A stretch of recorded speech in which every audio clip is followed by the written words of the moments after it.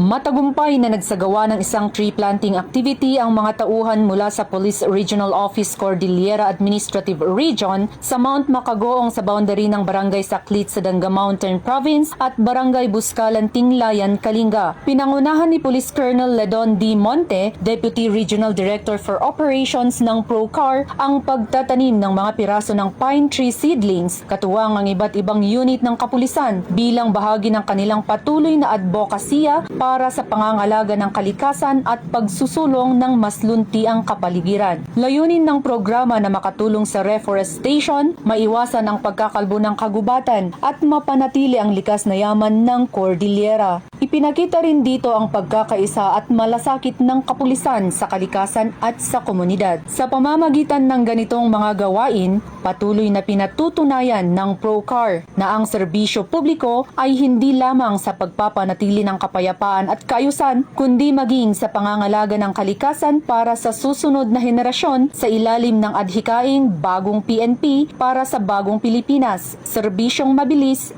tapat at nararamdaman. Mula dito sa rehiyon ng Cordillera, ako ang inyong PNN correspondent, Patrolwoman Lizelle Digman, alagad ng batas, tagataguyod ng Balitang Pulis.